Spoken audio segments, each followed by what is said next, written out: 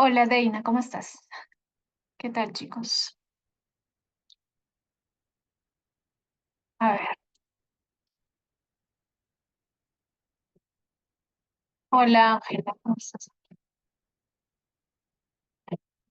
Ya, yo voy a compartirles el material, ¿ya?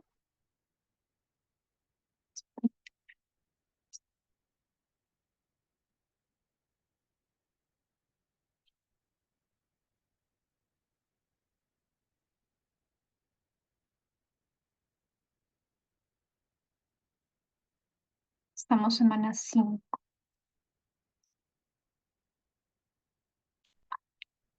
Está.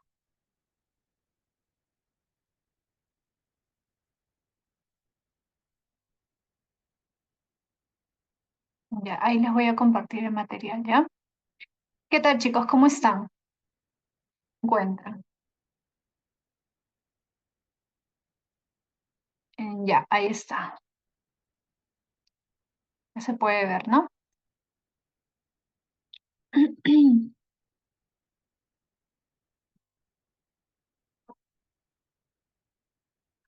Ya, ya, chicos. A ver, vamos a empezar el día de hoy con nuestra clase que corresponde a filosofía contemporánea. La semana pasada se acuerdan que vimos filosofía moderna. Filosofía moderna es un tema típico en exámenes de admisión. Varias veces, como ya les dije, han venido preguntas sobre Descartes, Kant, Locke, ¿ya?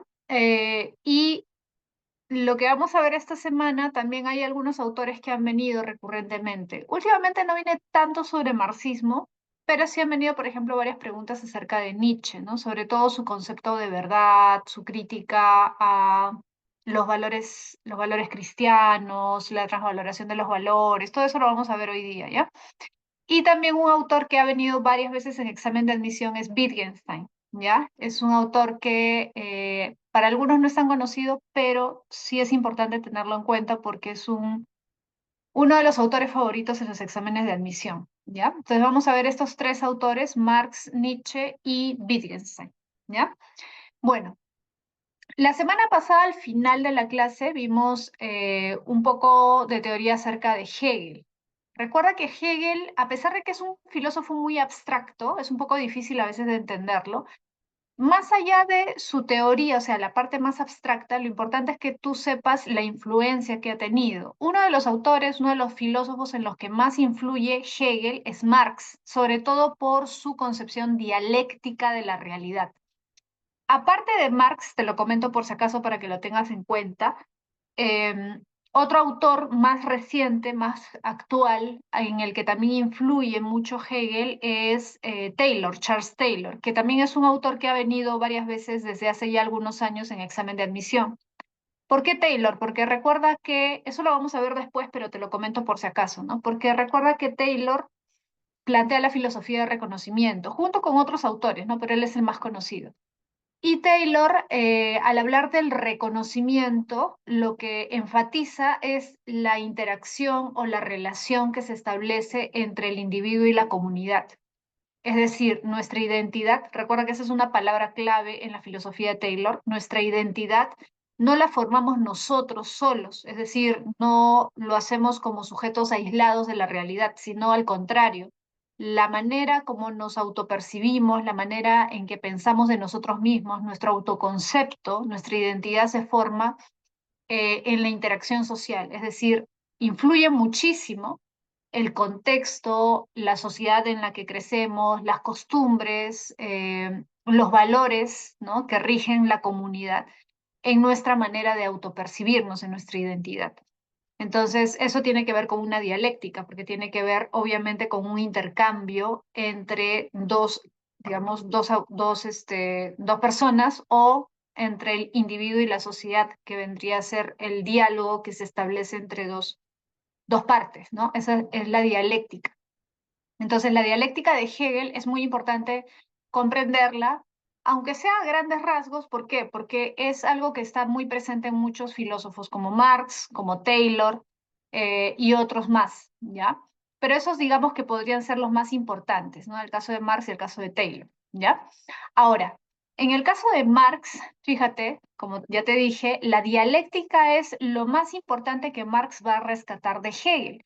Marx valora la dialéctica, pero a pesar de eso hace una crítica a Hegel. ¿Por qué? Porque recuerda que Hegel es un pensador, es un filósofo idealista, porque él parte de la comprensión de la idea de lo abstracto. Su punto de partida es abstracto, no es material, no es real, sino que es abstracto. Marx, en cambio, va a hacer énfasis en lo concreto, en lo material, lo que podemos percibir, lo que podemos ver en nuestra realidad. Y esa realidad, sobre todo, Marx lo va a enfatizar, es la realidad económica. La realidad económica es la que determina nuestras ideas, no al revés. No son nuestras ideas las que promueven una realidad concreta, sino al revés. Es la realidad concreta de la que surgen las ideas. Entonces, el punto de partida de Marx es la materia. Y en ese sentido, Marx es un materialista, por eso es que se habla del materialismo, ¿no? Materialismo de Marx y de Engels. ¿Por qué? Porque recuerda que Engels y Marx son dos autores que van a trabajar juntos, son dos filósofos que van a trabajar juntos. Digamos que se habla de la dialéctica que aplica Engels y la dialéctica que aplica Marx, pero al final es la misma dialéctica, ¿no? Lo que desarrolla Engels se conoce como materialismo dialéctico. ¿Por qué? Porque él usa la dialéctica para estudiar la naturaleza. Ahora, ¿el materialismo histórico no es dialéctico? Sí, también es dialéctico, solamente que se le llama de otra forma para hacer referencia, materialismo histórico, para hacer referencia al hecho de que Marx aplica la dialéctica para el estudio de la historia. Ahora, ¿cómo Engels aplica la dialéctica al estudio de la naturaleza? ¿A qué se refiere la naturaleza? Se refiere precisamente a la naturaleza en general, o sea, el entorno natural. Entre ese entorno natural lo que destaca es el ser humano, porque evidentemente Marx y Engels, como tú ya sabes, se preocuparon sobre todo por los fenómenos sociales, los fenómenos políticos y económicos, es decir, los fenómenos humanos. Y lo que hace Engels es tomar la teoría de la evolución de Darwin para aplicarlo para el estudio del hombre como un ser biológico. Obviamente Darwin también plantea que el hombre es un ser biológico que ha evolucionado, que ha adquirido las cualidades que actualmente le conocemos gracias a un proceso de evolución. Engels va y Marx van a aprovechar esa teoría que desarrolla Darwin para darle sustento a su propia teoría, porque finalmente lo que plantea Darwin es una especie de materialismo, es decir, una perspectiva científica de la realidad implica una visión material, materialista de la realidad. Entonces, Engels y Marx van a valorar mucho a Darwin precisamente por eso, porque de alguna forma la teoría de Darwin le da sustento científico a lo que ellos planteaban, ¿no? Como tú sabes, Marx y Engels pues son críticos de la religión y de una visión, digamos, espiritualista del hombre, ¿no? Que en aquella época todavía había, digamos, un debate, una discusión acerca del creacionismo, ¿no? Es decir, si el hombre era un ser creado por un ser supremo, Dios, o si era más bien producto de un desarrollo natural, ¿no? Lo que va a plantear Darwin. Ahora, el gran aporte de Darwin es que él le da sustento científico a esa hipótesis, porque la hipótesis de la evolución ya existía de antes, ¿no? Pero él va a aportar múltiples evidencias de que es así.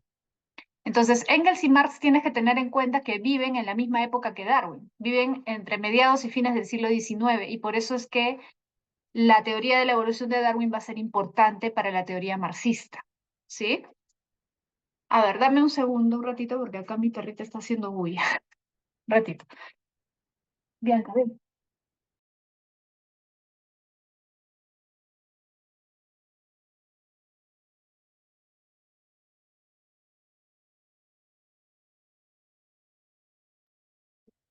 Ya. A ver, entonces, ya, eso como para ponernos un poco en contexto también, ¿ya? Entonces, Engels lo que hace es un estudio del hombre como ser biológico, como ser natural, y por eso escribe una famosa obrita que quizás tú has escuchado que se llama El papel del trabajo en la transformación del mono en hombre. Yo sé que ese término de mono es equivocado, ¿no? Porque en realidad, pues, Darwin no plantea que es un mono propiamente el que evoluciona, es una especie de homínido, ¿no? Pero bueno, así se titula el trabajo de Engels, el papel del trabajo en la transformación del mono en hombre. Y lo que plantea básicamente es que el trabajo hizo al hombre, es decir, el desarrollo de herramientas, eso es el trabajo en las épocas primitivas, ¿no?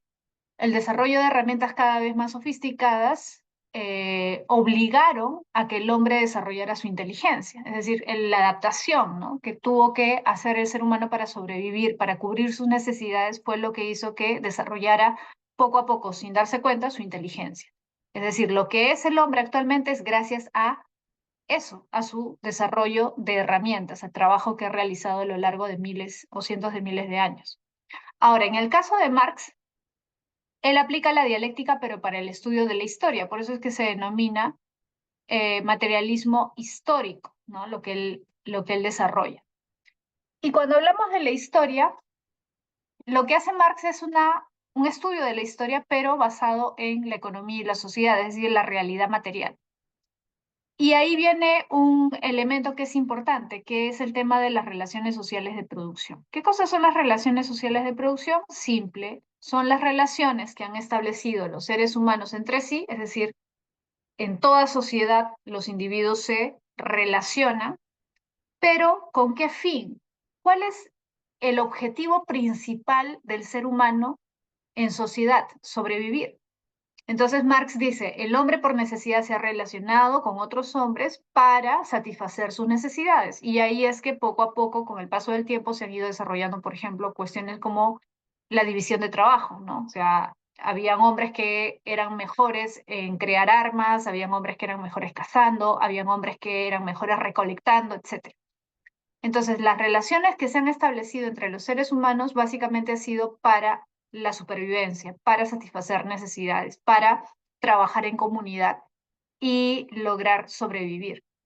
Ahora, las relaciones sociales de producción han ido cambiando evidentemente a lo largo del tiempo, porque no es lo mismo pues una sociedad recolectora, cazadora, que una sociedad agrícola, o una sociedad feudal que una sociedad capitalista. Las relaciones de producción son distintas, a pesar de que en todas se repite esta, digamos, esta lucha de clases. Recuerda que él habla de la lucha de clases en la época esclavista, en la época feudal y en la época capitalista. Siempre hay una clase dominante y una clase dominada, ¿no? Los amos y los esclavos, los señores y los siervos, los capitalistas burgueses perdón, y los proletarios u obreros, ¿no?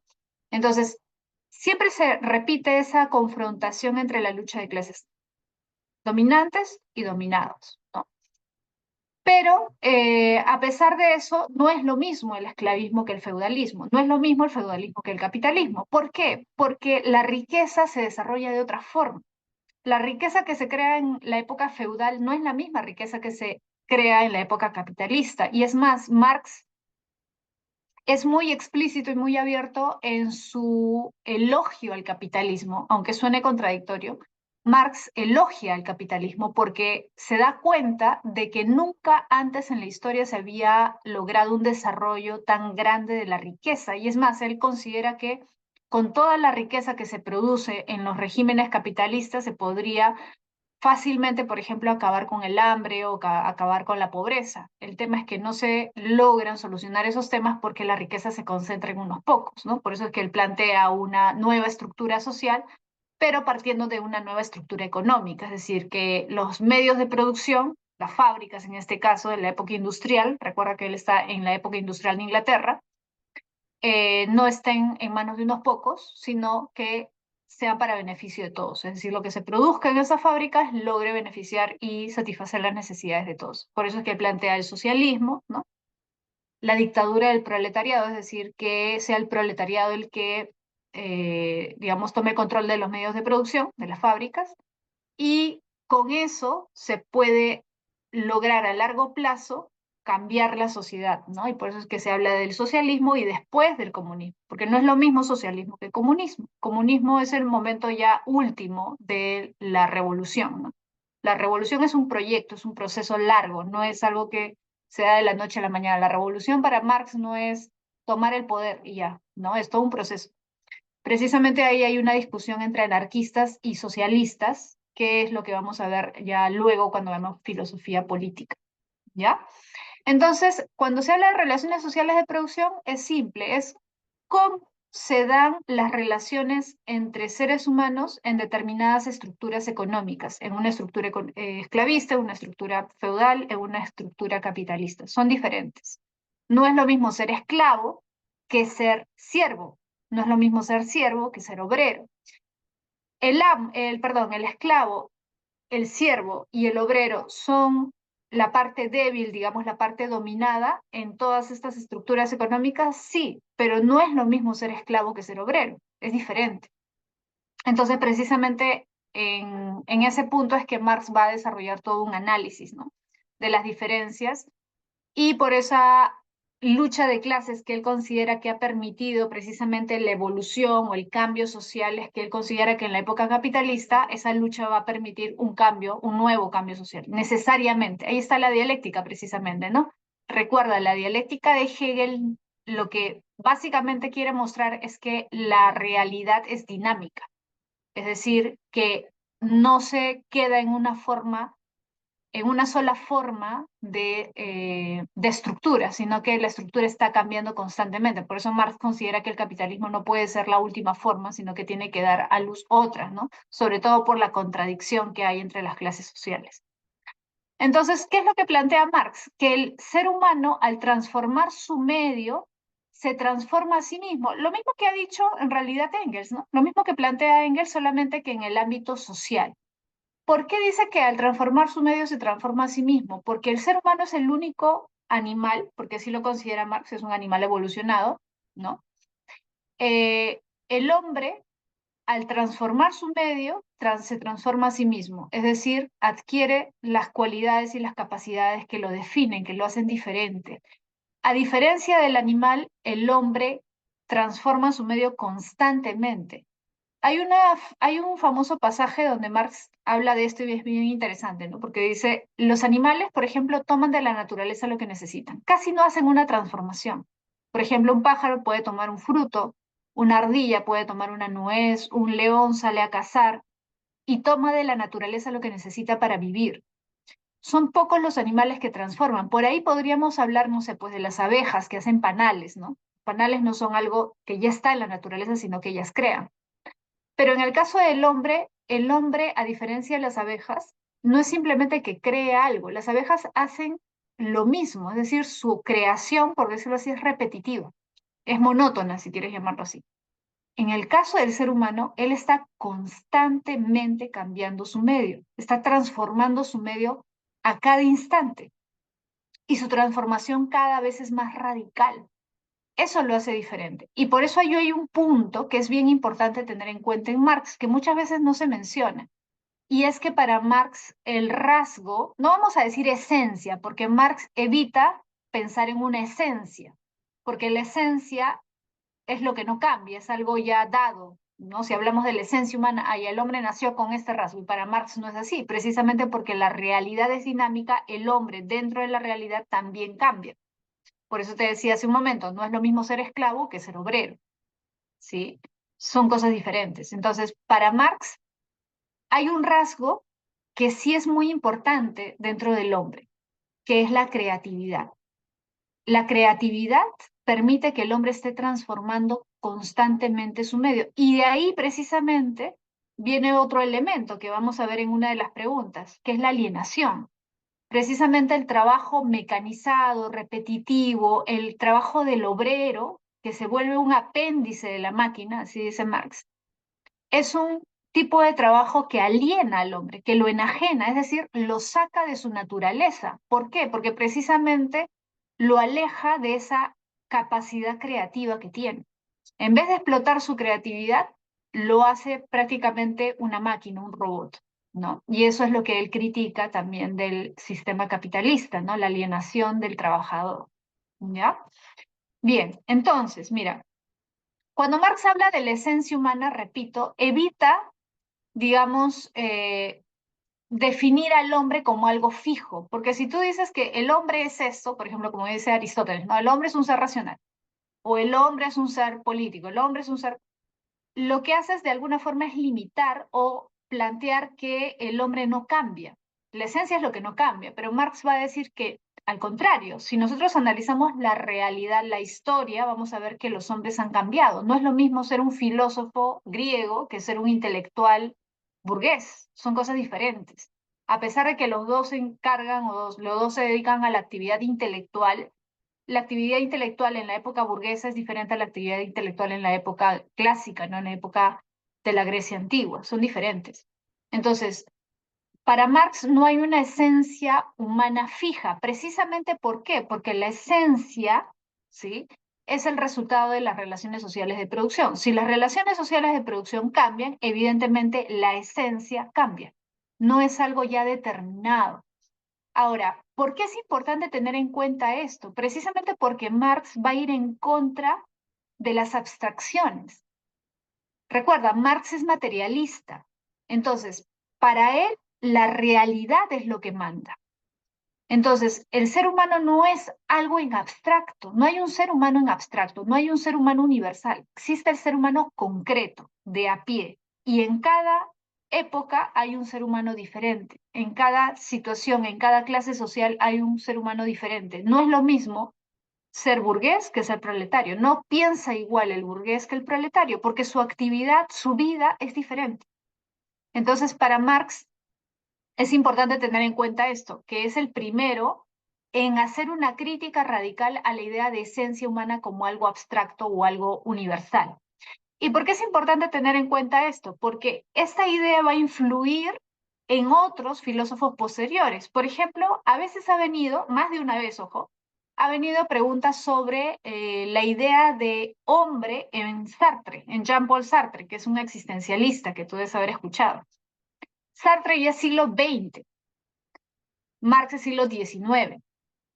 Sartre es uno de los filósofos, a pesar de ser existencialista, más influidos por Marx, porque era un existencialista marxista, ¿no? Era alguien que también le interesaban los temas económicos, sociales, ¿no? Entonces, Sartre es muy conocido por su idea de que el hombre está condenado a ser libre. El hombre se caracteriza por no tener una esencia fija, eso dice Sartre, ¿no? Está condenado a ser libre. En todo momento tiene que elegir.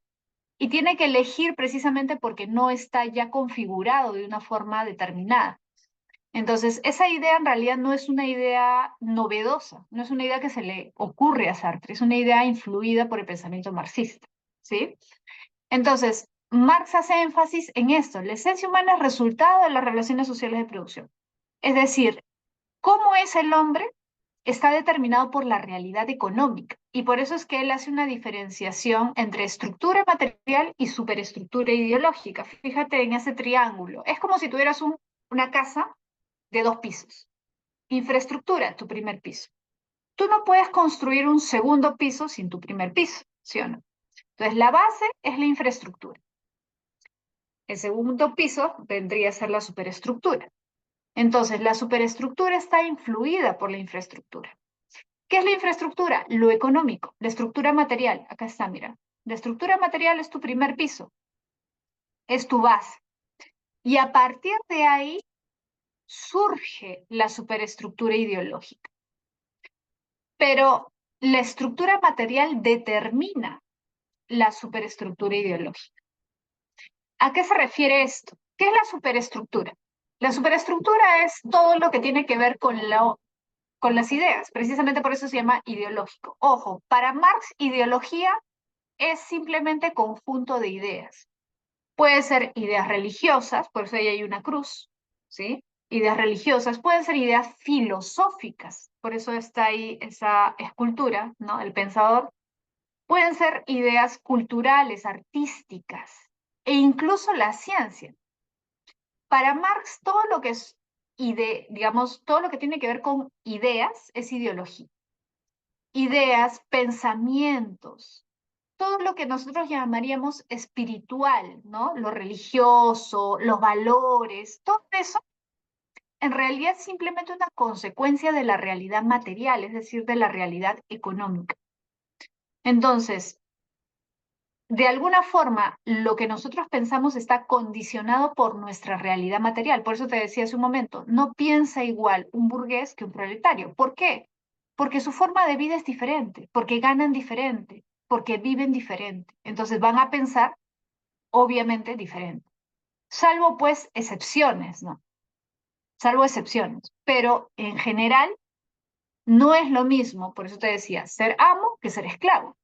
No es lo mismo ser señor que ser siervo, no es lo mismo ser burgués que ser proletario, ¿sí? Igual no es lo mismo ser proletario, obrero, que ser esclavo, porque son personas que viven en estructuras materiales diferentes, ¿sí? En relaciones productivas diferentes. Entonces, para Marx, todo lo ideológico, todo lo que nosotros llamamos pensamiento, es un resultado de la realidad material. No es al revés. Recuerda, él critica a Hegel precisamente porque Hegel piensa al revés. Hegel piensa que las ideas determinan la realidad. Marx dice, no, la realidad determina las ideas. Son las relaciones productivas, las relaciones económicas, las que van a determinar lo ideológico. Entonces, las ideas que surgen en una época, en otras palabras, no surgen por casualidad, no surgen porque sí, surgen a partir de una necesidad material, ¿sí? Por eso es que en distintas épocas se ven distintas ideologías, distintos pensamientos, distintas religiones, ¿sí? O si quieres verlo de otra forma, para ponerte un ejemplo simple, cuando tu profesor o tu profesora de literatura, por ejemplo, te explica alguna corriente artística, literaria, muchas veces se tiene que explicar el contexto. ¿Por qué? Porque el contexto económico, social, determina también la aparición de ciertas ideas. Entonces, a eso se refiere Marx, ¿te das cuenta? Por eso dice, el ser social determina la conciencia social, es decir, la realidad social determina el pensamiento. ¿Cómo piensa alguien? No es algo azaroso, no es algo que se da porque sí. El pensamiento se da como consecuencia de la realidad económica principalmente, ¿sí? Bien, entonces vamos a pasar ahora a Nietzsche, ¿ya? Mira, Nietzsche es un filósofo que es importante, sobre todo porque él es, digamos, un filósofo de tránsito. Es un filósofo que rompe de alguna forma con todos los filósofos anteriores. Es decir, cuando hablamos de filósofos anteriores, obviamente Marx, porque estamos yendo de manera cronológica, Marx, Hegel, Kant, etcétera, ¿no? ¿Y por qué? Porque los filósofos anteriores, incluido Marx, ojo, Marx es considerado también un filósofo moderno, ¿sí?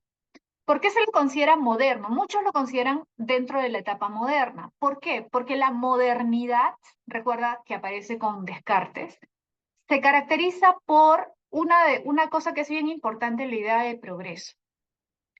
A pesar de que Marx no piensa igual que Descartes, Marx no piensa igual que Hegel, no piensa igual que Comte tampoco, hay algo que sí es común entre todos ellos. O sea, hay algo en lo que coinciden todos ellos, y es la idea de progreso.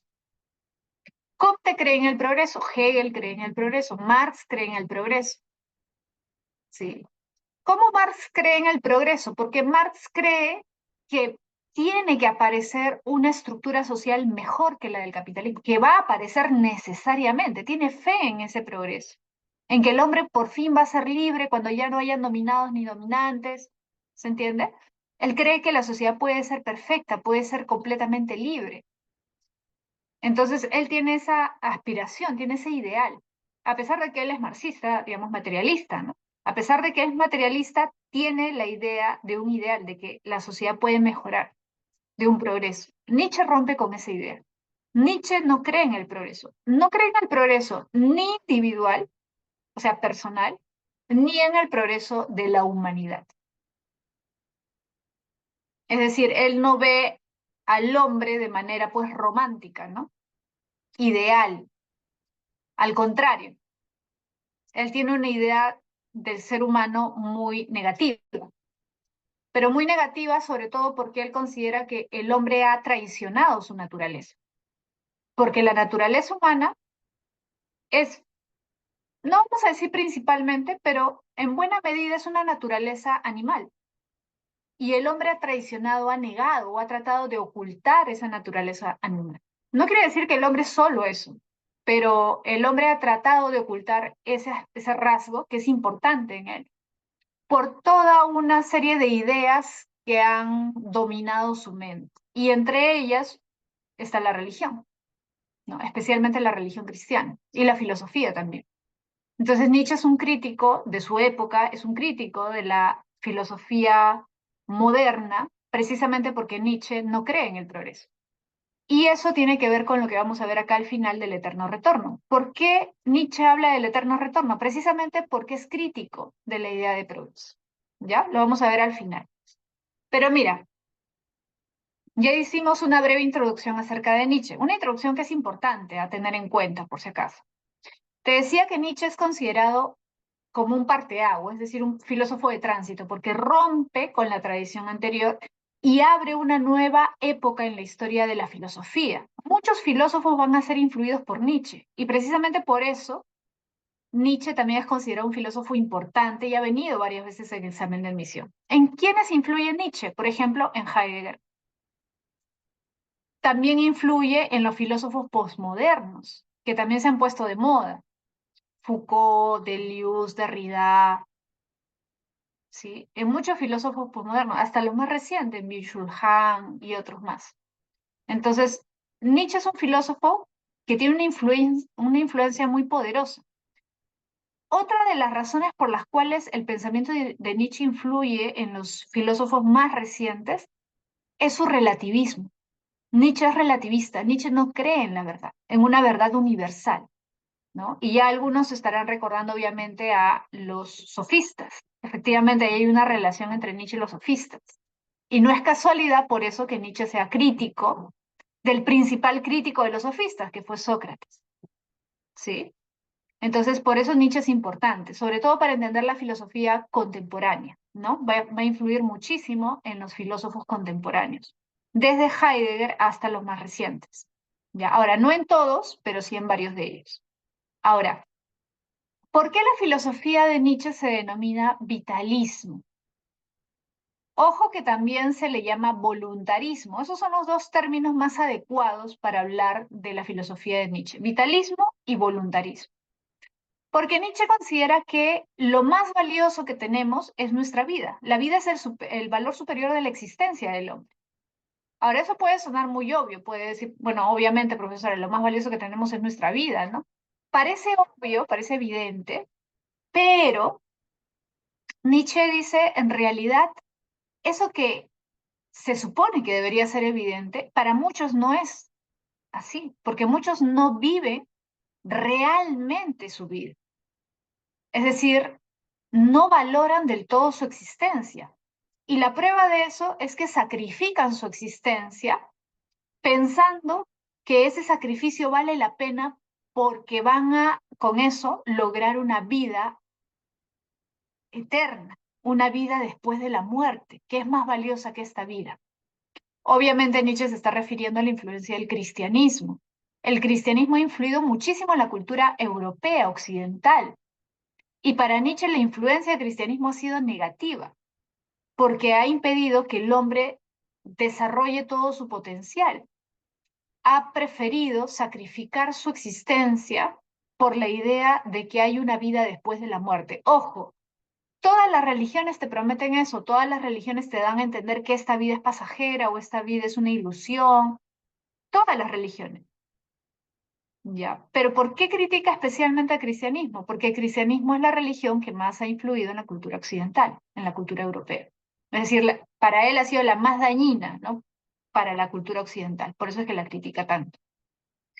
Ahora, aparte de vitalismo, te decía, también se le denomina voluntarismo su filosofía. ¿Por qué? Porque considera que la vida debe ser entendida como voluntad de poder. Acá está, ¿ves? Como voluntad de poder. ¿Qué quiere decir voluntad de poder? Quiere decir ese deseo por afirmar la vida, por crear, por ser más. ¿Y eso qué significa? Disfrutar de la vida en su plenitud, lo cual no quiere decir, por si acaso, necesariamente un hedonismo, porque muchos interpretan a Nietzsche desde el punto de vista hedonista. Ah, ya, entonces la religión no debe ser una restricción, yo debo vivir la vida al máximo, y entonces debo dejarme llevar por los placeres. No, no es tan sencillo. ¿Por qué? Porque Nietzsche no niega la parte racional del hombre. O sea, para Nietzsche, recuerda, el hombre es esta contradicción, lo apolíneo y lo dionisíaco. Él no dice, ah, ya, el hombre es dionisíaco nada más. No, la vida son las dos cosas, lo apolíneo y lo dionisíaco. Y por eso es que él valora tanto la Grecia antigua, ¿no? Ojo, cuando hablamos de la Grecia antigua, específicamente no me estoy refiriendo a Sócrates, Platón, se refiere él sobre todo a la Grecia de Homero, o sea, la Grecia que Homero retrata en sus obras, la Ilíada, la Odisea. ¿Qué nos muestran? Nos muestran hombres que aman la vida, hombres que disfrutan de la vida, hombres que quieren ser recordados como héroes, hombres que desean la riqueza, el poder, que su nombre quede impregnado para siempre, que sea recordado para siempre. La belleza, la fuerza, la riqueza, el poder, todo eso es lo más valioso que puede tener el hombre. ¿Qué tipo de hombres son los hombres que se admiran en estas obras? ¿Qué hombres son los destacados? Hombres como Aquiles, Agamenón, Héctor, hombres fuertes, poderosos, ricos, bellos físicamente, orgullosos. Ese es el amor a la vida, precisamente. Pero Nietzsche dice, el hombre cristiano es así. No, porque al hombre cristiano le han enseñado a bajar la cabeza, a aguantar, a soportar, a sacrificarse, a dar la otra mejilla. El hombre actual no es un hombre en el verdadero sentido, es un animal enfermo. ¿Por qué? Porque va en contra de su naturaleza. El hombre es el único animal que va en contra de su naturaleza, por creer que esta vida no vale la pena. Entonces, lo apolíneo y lo dionisíaco tienen que ver con los dos aspectos de la vida. Lo apolíneo tiene que ver con la razón, la medida, tiene que ver con, recuerda que Apolo es el dios de la medicina, de la música, ¿sí? En cambio, Dionisos es el dios del caos, de la desmedida, del placer, del vino, del descontrol. Son dos aspectos de la vida, son dos aspectos de lo mismo. Los dos son necesarios para la vida. Hay momento para la razón y hay momento para la pasión. Los griegos le rendían culto a los dos dioses, porque entendían que los dos dioses eran al fin y al cabo lo mismo. Es decir, uno regía ciertos momentos y el otro otros momentos. Incluso en el oráculo de Delfos están así. Los dos dioses representados como dos aspectos de la vida.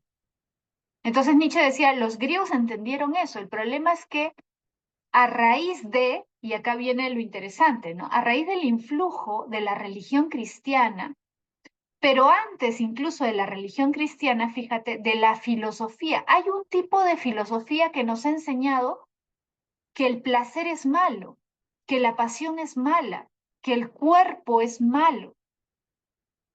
Esa influencia ha invertido los valores griegos originales. Los valores precisamente que se basaban en el poder, la riqueza, el orgullo, el valor del cuerpo, de la belleza física, esos valores se han dejado de lado por exaltar la razón, por exaltar la belleza interior, por exaltar la eternidad o la vida después de la muerte. Entonces, ¿a qué filosofía evidentemente está criticando Nietzsche? ¿A qué filósofos estará criticando Nietzsche? A ver, díganme ustedes.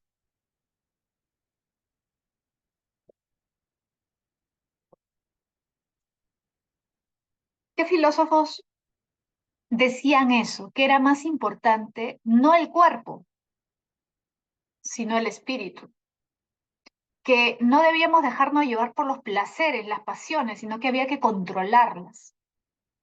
Claro, muy bien, Mariana. Platón, pues. Y aparte de Platón, ¿quién más? Aparte de Platón, también, ¿quién mencionaba eso? San Agustín, claro, San Agustín fue influido por Platón, pero ¿el origen dónde está? En Platón y uno antes de Platón. Claro, Víctor, Sócrates, ¿o no? Sócrates, que fue maestro de Platón, ¿te acuerdas esta famosa frase de que el cuerpo es la cárcel del alma? ¿Se acuerdan este dualismo antropológico? Desde Sócrates, ¿no? El hombre es cuerpo y es alma. Pero ¿cuál es más importante para Sócrates y para Platón? ¿El cuerpo o el alma? ¿Cuál es el que debemos cultivar con esmero, con cuidado? El alma. ¿Por qué? Porque el alma es eterna. ¿Sí o no te acuerdas? El alma va a reencarnar. El cuerpo va a morir, entonces no hay que prestarle tanta atención al cuerpo. Ojo, eso no quiere decir que hay que descuidar nuestro cuerpo. Recuerda que los griegos son griegos. Los griegos valoran también la belleza física, pero para Sócrates y Platón, si hay que cuidar más a uno de los dos es el alma. Hay que cultivar principalmente el alma. No sirve de nada que cultives tu cuerpo si no cultivas tu alma. Entonces el alma es lo central, es lo más importante, ¿sí? Entonces lo que hace Nietzsche es una crítica a Sócrates y Platón por eso, porque es una filosofía racionalista. ¿Te acuerdas que Sócrates y Platón, y especialmente Platón, dice, para alcanzar la verdad solamente se puede usar la razón, ¿sí o no? Los sentidos no nos dan conocimiento verdadero. ¿Te acuerdas episteme y doxa? La opinión, la opinión es lo que todos ven cuando la gente se guía por sus sentidos. ¿Te acuerdas la caverna, la alegoría de la caverna? El mundo sensible, la mayoría se deja guiar por las apariencias que le dan sus sentidos, pero el hombre sabio se guía por su razón. La filosofía de Sócrates y Platón es racionalista, le dan más énfasis a la razón y consideran que la pasión o los deseos son malos, ¿no? Por eso hay que tenerlos ahí controlados, ¿no? ¿Te acuerdas del mito del carro alado, la alegoría del carro alado?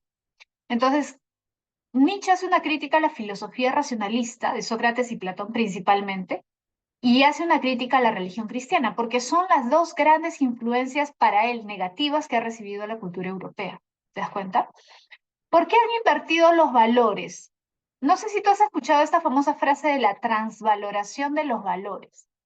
Lo que pasa es que, como te estaba comentando hace un momento, en la Grecia antigua, la Grecia de Homero, lo que se valoraba era la fuerza física, el poder, la riqueza, la belleza física, el orgullo, ¿no? O sea, Aquiles no era humilde, era orgulloso. Agamenón no era humilde. Esos eran los rasgos de los hombres destacados, la belleza, la riqueza, el poder, la fuerza, el orgullo. Pero la religión cristiana, ¿qué nos ha enseñado? Para la religión cristiana el orgullo es bueno. Fíjate que acá hay un detalle bien interesante, ¿ah? Porque Nietzsche dice, tú puedes no creer en Dios, supongamos que tú no crees en Dios, pero tus valores son valores tuyos o valores que tú has aprendido del cristianismo. ¿Mm? Porque fíjate, a nosotros nos educan, nos crían como cristianos, ¿sí o no? Entonces puede ser que tú a los 18, qué sé yo, 17, 16 años comiences a dudar de la existencia de Dios y digas, no, no creo que Dios exista. Pero pregunta, ¿los valores que te han inculcado desde pequeño, también los cambias? El cristianismo te ha dicho que ser humilde es bueno, ¿sí o no? Que tienes que ser humilde, que tienes que ser solidario, que no debes ser egoísta. Todo eso es parte de una educación cristiana. Entonces Nietzsche, precisamente por eso es crítico de su sociedad, porque él dice ya, ¿de qué sirve que tú no creas en Dios si sigues viviendo como un cristiano? Y al fin y al cabo, lo más importante no es que creas en Dios o no, lo más importante es lo valorativo. Tú sigues un esquema de valores cristianos, entonces eres cristiano. Desde el punto de vista valorativo, axiológico, sigues siendo cristiano. Entonces, esta famosa frase, Dios ha muerto, ojo, no sé si han escuchado esta frase, Dios ha muerto, en el fondo no es una crítica a la idea de que Dios existe o que la gente crea en Dios en un sentido, ah, ya eres tonto porque crees en Dios. No, Nietzsche no te está criticando porque creas en Dios. Lo que Nietzsche está criticando es que tú creas en una idea de verdad. Porque Dios ha muerto significa, ya, si tú no crees en Dios, entonces para ti la verdad ha muerto. Es decir, si tú no crees en Dios, no deberías creer en nada, no deberías creer, ah, ya, es mejor ser solidario, es mejor ser humilde. ¿Y de dónde sale todo eso? Todo eso sale de la idea de que Dios existe, ¿o no? ¿Se entiende? Claro, Nietzsche de joven era cristiano, es más, tiene escritos, ¿no? De muy joven, de 14 años, 15 años, donde era cristiano. Después ya va cambiando su perspectiva. Pero cuando él dice Dios ha muerto, no quiere decir tanto la idea de Dios no tiene sentido, no creas en Dios. Repito, lo que te quiere decir es, si realmente Dios ha muerto, entonces ya no hay verdad ni falsedad. todo se diluye. Por ejemplo, te pregunto a ti, suponiendo que seas ateo o atea, supongamos, ¿ya? ¿Tiene sentido hablar de bien y mal si no crees en Dios? ¿Quién establece qué es lo bueno y lo malo si no existe Dios? ¿Quién lo establece? ¿Yo? ¿Quién lo podría establecer? ¿Un sabio? ¿La ONU? ¿La sociedad? Pero para la sociedad lo bueno y lo malo es lo mismo. ¿A qué sociedad nos referimos? ¿A nuestra sociedad? Pero nuestra sociedad es una sociedad influida por valores cristianos. Claro, algunos pueden coincidir, pero si coinciden en buena cuenta es porque han sido criados con ciertos valores que han aprendido desde pequeños. O sea, ¿cómo sabemos qué es bueno y es malo? ¿Cómo estamos seguros de lo bueno y de lo malo? Si no existe Dios, o sea, si no existe un parámetro universal, ¿cómo sabemos qué es lo bueno y qué es lo malo? Claro, pero los mandamientos son algo que viene de la religión, precisamente ahí está el detalle, pues. Pero si no tenemos a Dios, ¿de dónde sacamos nuestros principios? A eso se refiere. ¿De dónde sacamos nuestros principios? ¿Cómo establecemos qué está bien, qué está mal? ¿Qué es correcto y qué es incorrecto? Si no hay una medida. Precisamente ese es el detalle. Dios es como una medida. Dios nos da una dirección, ¿se entiende? Nos da una guía. Pero si Dios no existe, ¿cuál es nuestra guía? El superhombre, dice Víctor Casana.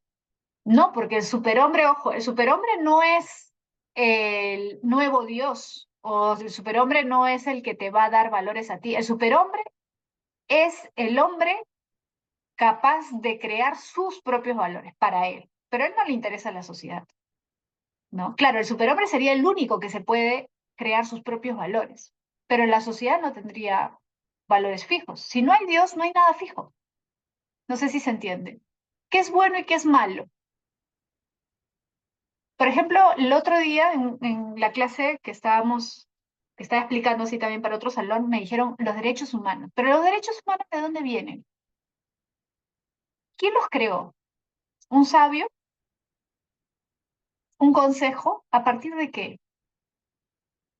A partir de la religión. Aunque no lo querramos admitir, proviene de valores religiosos. No matarás, no robarás, etcétera. La ley está en la religión. En todas las culturas, primero hay una religión y luego hay leyes. En todas las culturas. La religión es lo más primitivo. Por eso es que Nietzsche tiene razón. Si no existe Dios, si no hay un referente universal, todo es relativo, pues. Todo es relativo, ¿sí? Y el superhombre, o sea, el hombre que no se guía por la moral tradicional podría crear sus propios valores, pero no todos pueden crear sus propios valores. El superhombre es una excepción, ¿sí? Mariana, Miss dice, entonces tengo que ser malo para decir que no soy cristiano. Tengo que ser malo para decir. No, porque precisamente lo que te diría Nietzsche es malo para quién, para el cristianismo. Pero si no existe Dios, ¿qué es lo malo? Lo malo y lo bueno se relativizan, ¿se entiende? Claro, si tú te guías por los valores cristianos, matar es malo, robar es malo, y tú dices, ya no me guío por esos valores, ahora robo, mato, entonces soy malo, para la moral cristiana sí, pero si no hay un Dios, no hay una guía, no hay bueno, no hay malo, ¿malo para quién? Todo se relativiza, ¿se entiende? Por eso Nietzsche es relativista. Eh, a ver, la Biblia tampoco, porque la Biblia, al fin y al cabo, es religión. Precisamente la Biblia se sostiene en la idea de un Dios. Pero si no hay Dios, ¿cómo a los juzgados que te hacen jurar con la Biblia? Ah, bueno, pero eso ahí te das cuenta de que hay una gran influencia todavía de la religión, ¿no? Cuando te hacen jurar sobre la Biblia. Pero Nietzsche te diría, a ver, si tú no crees en Dios, ¿jurar sobre la Biblia tiene algún efecto para ti? Supongamos que tú vas a un juzgado y jurar, ¿vale de algo? No vale de nada. ¿no? No tiene ningún valor para ti. Nietzsche no es el que escribe Crimen y Castigo. Hay una relación con Crimen y Castigo, ¿no? Efectivamente hay una relación con Crimen y Castigo, pero Crimen y Castigo, ojo, lo escribe Dostoyevsky antes de que Nietzsche escriba su filosofía. Y se sabe que Nietzsche leyó a Dostoyevsky, ¿no? Así que muchas de las ideas que tiene Nietzsche son ideas que él desarrolla a partir de la influencia de Dostoyevsky. Ujú. Pero sí hay una influencia de Dostoyevsky en Nietzsche, ¿no? Eso sí es cierto, sí. En realidad hasta cierto punto, esta idea de superhombre ya está en Dostoyevsky, antes que en Nietzsche. Eso sí. Bueno, entonces, a lo que iba es, los valores se han invertido para Nietzsche. O sea, si tú te pones a pensar en los valores de la Grecia antigua y los comparas con los valores cristianos, te vas a dar cuenta que son opuestos. Los griegos valoraban el poder. El cristianismo, ¿qué te dice? Los poderosos no van a heredar el reino de Dios. Los griegos antiguos valoraban la belleza física. ¿Qué te dice el cristianismo? La belleza física no es lo más importante, es tu alma. Tú debes buscar la salvación de tu alma. Los griegos antiguos valoraban qué cosa? La riqueza. ¿Qué te dice el cristianismo? Es más fácil que un camello pase por el ojo de una aguja que un rico entre en el reino de Dios, ¿o no? Los humillados serán los que heredarán el reino de los cielos, ¿sí o no? Por eso hay que ser humilde. Los griegos valoraban la humildad, no, valoraban el orgullo. Si tú eres poderoso, rico, bello, fuerte, ¿por qué vas a ser humilde? La humildad no es un rasgo que se valorara en Grecia. Entonces, todos los valores, o sea, todo lo que era bueno para los griegos, para el cristianismo es malo. Todo lo que era malo para los griegos, para el cristianismo es bueno. ¿Se entiende cómo se han transvalorado los valores? Lo que era positivo, ahora es negativo. Lo que era negativo, ahora es positivo. ¿Qué es lo que quiere dar a entender Nietzsche? Que lo que ha hecho el cristianismo es invertir los valores. ¿Y qué debemos hacer? Debemos, entre comillas, ¿no? Porque no lo van a hacer todos. Nietzsche dice regresar a los valores de los griegos. Esos son los verdaderos valores, porque son los valores que afirman la vida. ¿Qué afirma la vida? La riqueza, pues. Si tú eres pobre, ¿vas a vivir bien? No. Si eres rico, sí, vas a disfrutar de la vida. Si eres sano, si eres fuerte, ¿disfrutas de la vida? Obviamente. Si eres débil, si eres enfermo, ¿disfrutas de la vida? No. Entonces, si una religión te dice que tienes que ser humilde, que si eres débil no está mal porque es algo pasajero. Si estás enfermo no está mal porque es algo pasajero y eso te va a permitir vivir mejor en la otra vida. Entonces, ¿qué está haciendo? Está matando la vida, ¿se entiende? Está yendo en contra de la vitalidad, del amor a la vida, del disfrute de la vida. ¿Y por qué va en contra del disfrute de la vida? Te enseña que el disfrute es malo, te enseña que el disfrute es pecado. Por eso el hombre es un ser enfermo, porque vive de manera antinatural por la influencia de la religión. ¿Se entiende? Eso es lo que plantea Nietzsche. Por eso es que es tan crítico de la religión cristiana. Entonces, ¿qué hace Nietzsche también? Hace una distinción entre dos tipos de hombres, fíjate. Los señores y los siervos. Para Nietzsche hay dos tipos de hombres, los señores y los siervos. Los siervos son la masa, o sea, la mayoría de hombres para Nietzsche, ¿qué hace? No cuestiona la moral, sigue la moral. O sea, vive sin cuestionar, vive obedeciendo la moral impuesta por la sociedad. El Señor es otro tipo de hombre. Es muy poco común, porque es aquel que se atreve, primero que se da cuenta de que la moral es una moral impuesta, ¿no? Se atreve a cuestionarlo y se atreve a vivir de manera distinta, pero precisamente porque es distinto, no encaja en la sociedad y usualmente tiende a aislarse de la sociedad, ¿no? Ahora, cuando él habla de superhombre, en realidad no se refiere a que hay muchos superhombres. En realidad, la idea de superhombre para él es más como un tipo de hombre que va a aparecer, que todavía no existe. En su época, para él no hay superhombres, ni él mismo se considera un superhombre. Él es consciente, sí, de que hay una moral que desde su punto de vista es negativa porque va en contra de la vida, que es la moral cristiana, que es la moral que todo el mundo sigue. pero aún así no se considera un superhombre porque el superhombre, por decirlo así, no siente ese conflicto entre su manera de vivir y la manera de ser de la sociedad. En cambio, Nietzsche sí. O sea, Nietzsche es un crítico de la moral, pero él mismo es consciente que no ha superado del todo la moral cristiana. El superhombre es aquel que ya no siente ninguna contradicción entre lo que él hace, entre sus propios valores y los valores de la sociedad. Por eso él se autodenomina el profeta del superhombre. O sea, él dice que él es el que está anunciando la llegada del superhombre. Va a llegar, pero él no se considera un superhombre, ni considera que en su época hayan superhombres. ¿Por qué? Porque hay muchos que no creen en Dios, pero siguen viviendo como cristianos, ¿no? O en todo caso hay algunos que niegan a Dios y que critican los valores y que van en contra de los valores cristianos, pero no encuentran con qué valores vivir, es decir, viven en la confusión, que son los nihilistas. Precisamente el nihilismo es eso, ni nada. Destruyo, critico, niego los valores tradicionales, pero ¿qué doy a cambio? ¿Creo mis propios valores? No. El nihilista no es capaz de crear algo nuevo, por eso es destructivo. Destruye, es crítico, critica, pero no hace algo por sí mismo. Y por eso él cree que el nihilismo no es lo mejor, ¿no? En su época hay muchos nihilistas, porque hay muchos que son críticos de la religión cristiana, de la moral tradicional, pero no son capaces de crear una nueva moral por sí mismos, ¿no? Por eso el superhombre es algo extraordinario, o sea, no es algo, por eso es un superhombre, ¿no? No es algo común, ¿no? Ni es algo que se dé fácilmente, ¿no?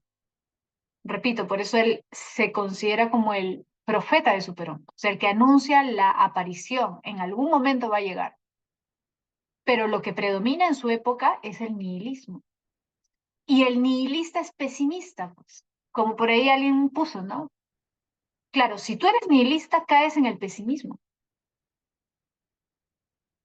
El superhombre no es pesimista, porque el superhombre ama la vida, pues. Precisamente el superhombre es lo contrario del cristiano. El cristiano sufre, se sacrifica, da la otra mejilla. El superhombre ama la vida, disfruta de la vida, desarrolla todo su potencial, sin restringirse por valores o parámetros sociales, por una moral tradicional. No siente ese conflicto, ¿sí? Ahora, por eso fíjate, dice acá, el superhombre se caracteriza por ser creativo, como un niño, precisamente como un niño. ¿Por qué? Porque el niño es feliz. El niño es capaz de crear nuevas formas de entretenerse, de divertirse, de jugar. El niño también tiene otra cualidad que Nietzsche valora mucho, dice que es algo propio del superhombre. El niño no es resentido. Los adultos usualmente somos resentidos, ¿sí o no? El niño no. Por eso cuando hay niñitos, por ejemplo, no sé si tú tienes hermanitos, primitos en casa, se pueden pelear feo y a la media hora se están buscando de nuevo para jugar. El niño olvida rápido. ¿Por qué? Porque vive intensamente la vida. En cambio, el adulto ya no vive intensamente la vida. Y por eso el hombre común guarda resentimientos. El hombre común piensa en el pasado. El superhombre piensa en el presente. Disfruta la vida, afirma la vida. Incluso lo que puede ser triste para el superhombre es parte de la vida, lo asume.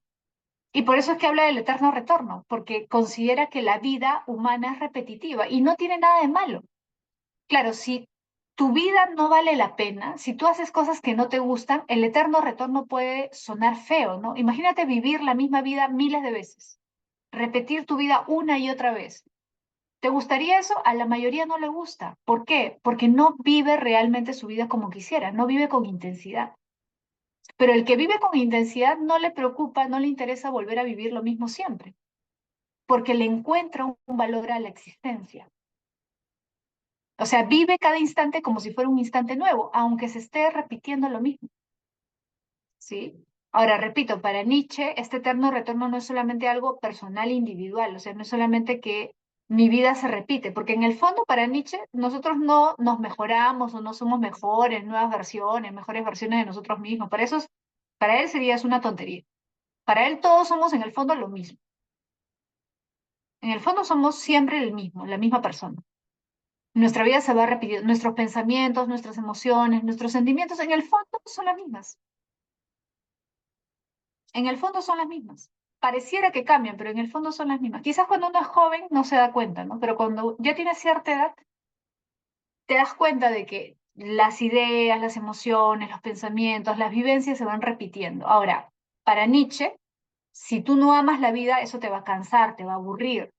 Pero si tú amas la vida, vas a valorar eso, vas a aprender a disfrutar de eso. En el caso de la humanidad, o sea, ya no individual, sino como conjunto igual, el hombre no cambia, en esencia siempre es el mismo. Y la prueba de eso es que la historia humana se repite. El tema es que nosotros queremos pensar que hemos mejorado como humanidad. Queremos pensar que somos más racionales, somos más evolucionados. Pero si te pones a pensar en el fondo, siguen existiendo los mismos problemas de siempre. Seguimos matándonos, la gente sigue luchando por el poder, por el control, por el dinero, ¿no? Solo que de formas más sofisticadas quizás, pero en el fondo es lo mismo. Por eso Nietzsche no tiene una visión pues optimista de la humanidad ni la idea de progreso que tenían pues Hegel, Marx, Comte. No cree en la ciencia. Ojo, ¿ah? Su crítica a la religión no es una valoración de la ciencia, ese es un gran error. Mucha gente cree, ay, a Nietzsche critica la religión. Muy bien, porque a mí no me gusta la religión, es una tontería. Pero creen que sí valora la ciencia por esa crítica a la religión, al contrario. La ciencia también es una forma de verdad. La religión es una forma de verdad, la ciencia también es una forma de verdad para Nietzsche. Porque si tú crees en la ciencia, crees que la ciencia te dice cómo son las cosas. Y Nietzsche no cree en la verdad. De ahí esa famosa frase, Dios ha muerto. No cree en la religión, no cree en verdades religiosas y no cree en verdades de ningún tipo, ni siquiera científicas. ¿Por qué? Por lo que te dije hace un momento, todo es relativo. Todo depende del punto de vista. La ciencia, el ser humano la valora en la medida en que es útil. Y Nietzsche te diría, sí, pues es útil. Ahora, ¿útil para qué? Para el desarrollo de que de la comunidad, para que más gente viva. Bueno, es una forma, pues, ¿no? Es una idea de verdad que nosotros hemos instalado. Es verdad porque es útil. Nosotros usualmente le llamamos verdad aquello en lo que encontramos utilidad. Profesora, es verdad que ser solidario es bueno, porque ser solidario mejora la sociedad. Ah, ya, esa es tu concepción de verdad. Y Nietzsche diría, sí, pues, esa es la idea que nosotros tenemos de verdad. Algo es verdadero si es útil, pero al final no es verdadero. Le llamamos verdadero a lo que es útil, que es diferente. No sé si se entiende. Ojo que esa idea, esa crítica a la idea de verdad, ha venido varias veces en examen de admisión, ¿sí? Ha venido varias veces. Claro, lo pragmático, pues. Lo pragmático, efectivamente, Víctor. Esa idea, esa crítica a la idea de verdad de Nietzsche ha venido varias veces en examen de admisión. Él tiene un librito, una obra bien chiquita, un escrito bien chiquito, que se llama Sobre verdad y mentira en sentido extramoral, donde hace esa crítica. ¿Sabes en qué tema ha venido eso? En teorías de la verdad. En nociología han venido varias veces preguntas sobre la crítica a la idea de verdad de Nietzsche. Pero no sé si tengo por ahí el librito. A ver, voy a ver un ratito, ¿ya? Si lo tengo por acá para mostrar.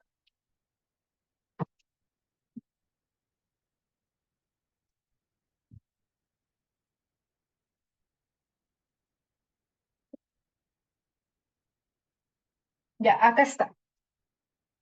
Mira, ese es el libro.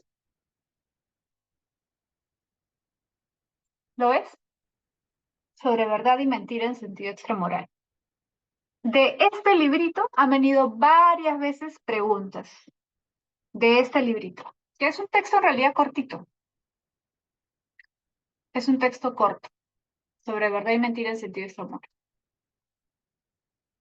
¿Ya? Mira, tiene 30 páginas. 30, 40 páginas.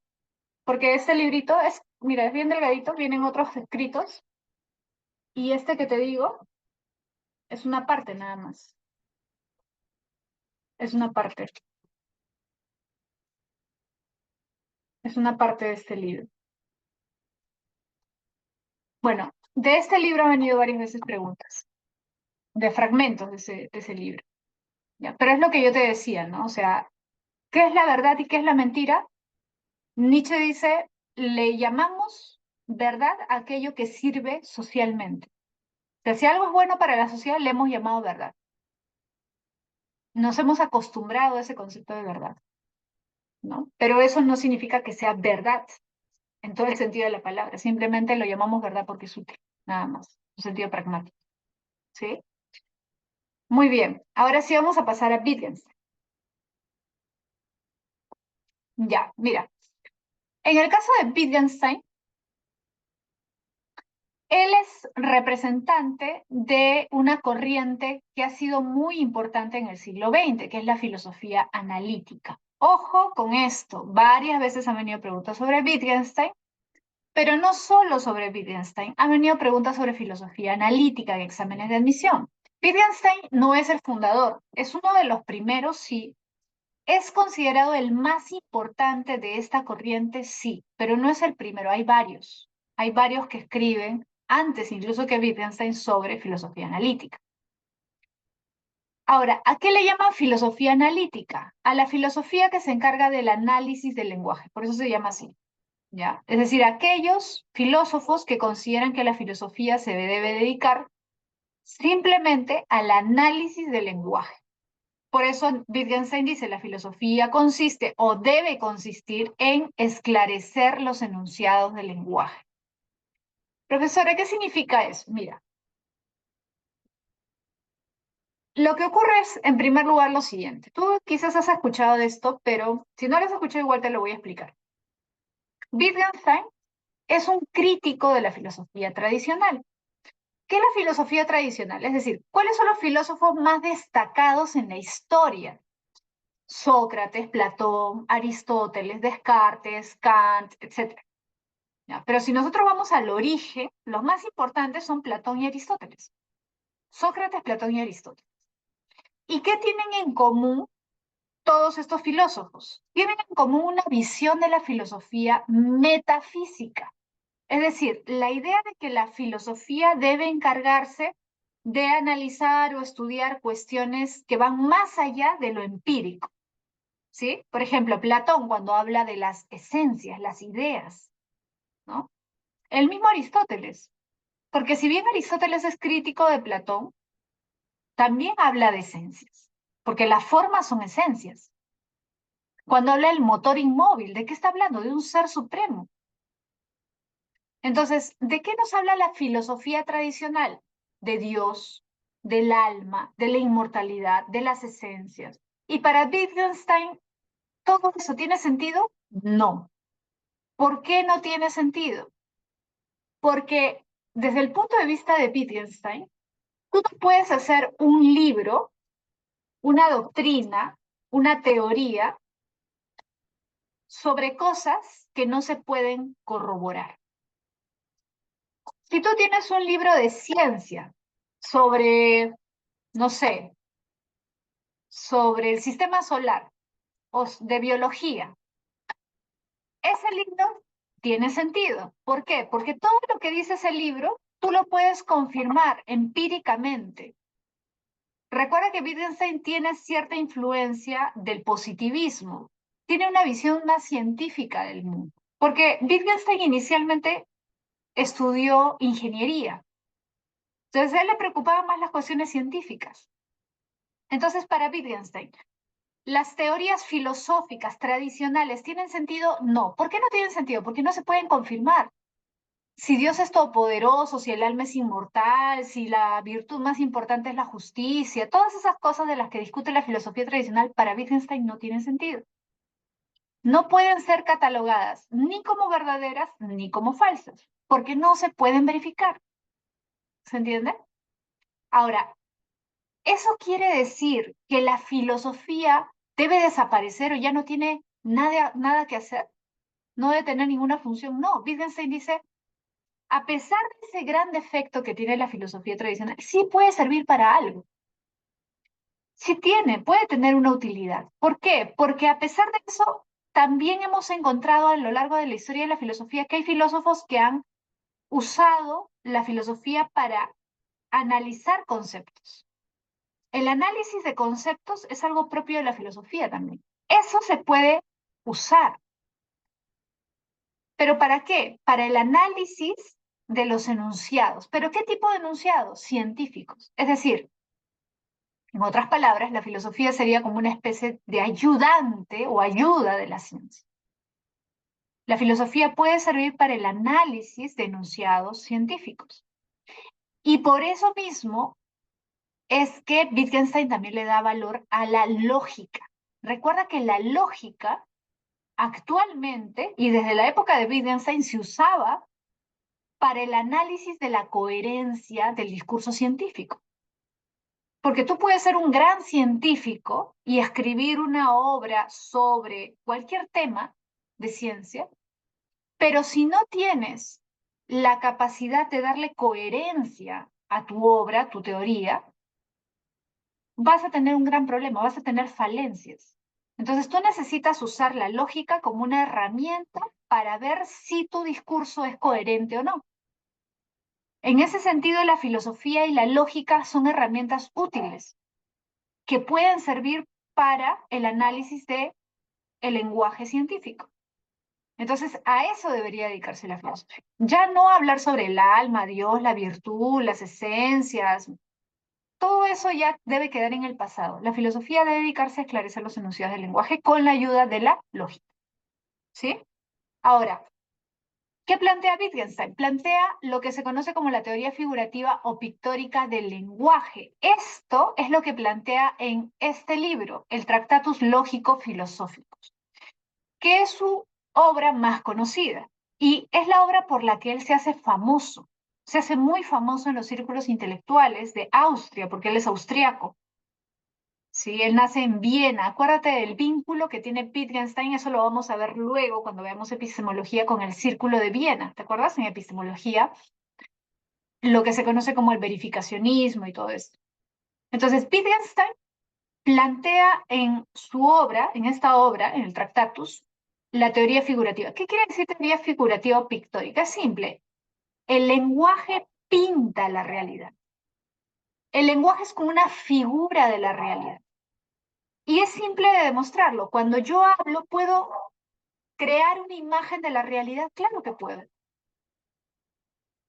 Desde un enunciado simple. Por ejemplo, yo puedo decir, el gato negro está durmiendo en el sofá blanco. Tú puedes imaginar, fíjate, imaginar eso sí. A pesar de que no te estoy dando tanta información, puedes imaginarlo sí. El lenguaje pinta la realidad. Si yo te digo gato, tú sabes a qué me estoy refiriendo. O sea, la palabra gato hace referencia a un ser, al animal gato. Sillón hace referencia a un objeto, un sillón. Negro, tú sabes a qué me refiero con negro, una cualidad del gato. Blanco, una cualidad en este caso del sillón o del sofá. Entonces, el lenguaje describe el mundo. El lenguaje es como una figura del mundo. Entonces, en el fondo, ¿qué te está diciendo Wittgenstein? El lenguaje y el mundo tienen la misma estructura, coinciden. A eso se le llama isomorfismo. Eso es el isomorfismo. Iso en griego significa igual. Morfismo viene de morfe, que significa forma. El lenguaje y el mundo tienen la misma forma. Por eso el lenguaje puede describir el mundo. Ahora, ¿qué pasa con un lenguaje que no describe el mundo? Sino que describe algo que yo deseo, algo que yo pienso, me imagino, pero que no existe en la realidad. Por ejemplo, Dios es todopoderoso. Ese es un lenguaje mal usado, eso es un sinsentido, es un absurdo para Wittgenstein. No es decir Dios es todopoderoso, no es un enunciado, no es una proposición.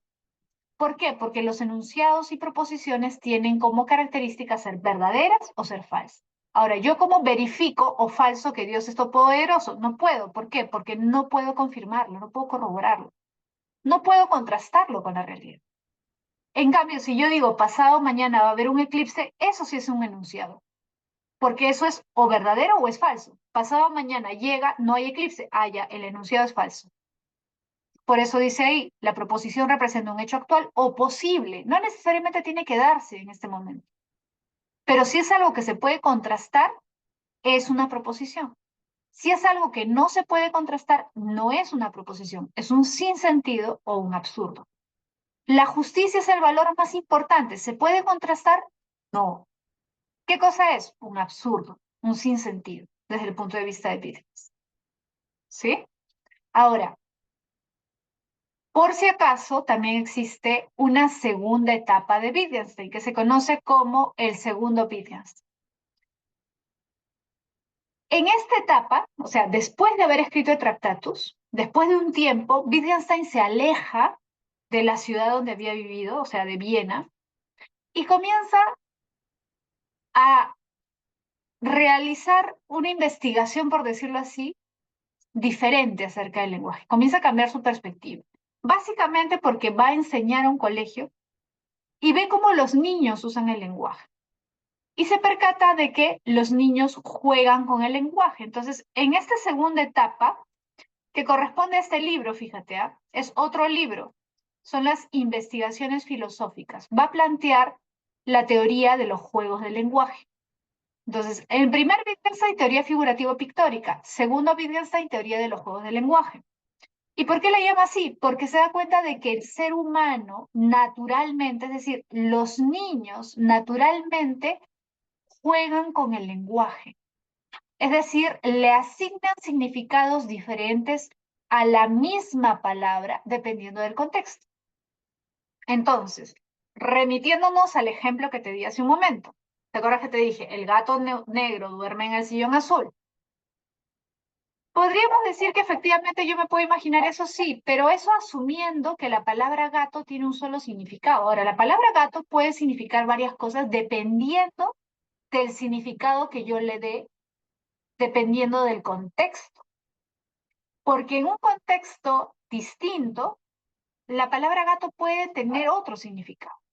Es más, eso lo podemos ver, por ejemplo, en el caso de estos grupos, por ejemplo, de delincuentes o grupos así, ¿no? Medio cerrados, sectas, qué sé yo, que las palabras les dan nuevos significados.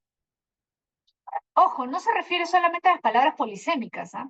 O sea, palabras que tienen, ¿no? Por sí mismas ya diferentes significados, sino que yo le puedo atribuir, le puedo dar un nuevo significado a la palabra, ¿sí? Y eso pasa con los niños. Por ejemplo, no sé si tú has visto, bueno, en esa época no sé si todavía se juega, pero cuando yo era chiquita, por ejemplo, se jugaba San Miguel, ¿no? Y los niños se agarran de las manos y viene alguien para llevarse a uno, o dice y viene el lobo. Y obviamente todos saben que no se refiere a los lobos pues reales, ¿no? El lobo no es un lobo de verdad. Nosotros le asignamos un nuevo significado a la palabra lobo en ese contexto específico, ¿sí o no? En ese contexto específico, la palabra lobo tiene otro significado.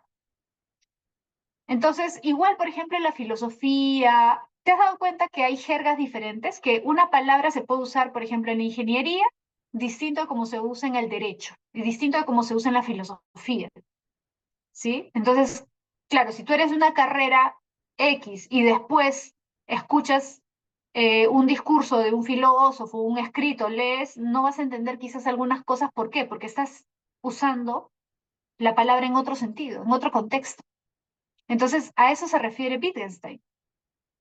Los seres humanos creamos nuestros propios juegos de lenguaje. El contexto determina el significado de las palabras. O sea, lo que te está diciendo, ¿sabes qué es? Las palabras no tienen un significado universal, no tienen una esencia. No es que te digas, ay, el significado de gato es este y es único. No, como él creía en el Tractatus, o sea, en su teoría figurativa. Ahora dice, no, los significados de una palabra pueden ser infinitos.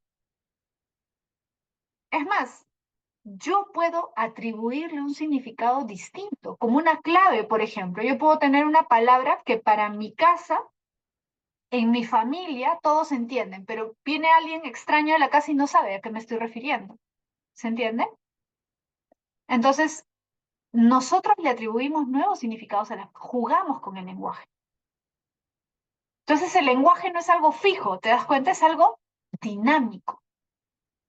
Es una actividad, es algo vivo, no es algo muerto. Entonces, en el lenguaje importan, ¿qué cosa? La intención, importa el contexto. El lenguaje es una convención. Es decir, nosotros convenimos en qué significa tal palabra. Nosotros nos ponemos de acuerdo en qué significa tal palabra.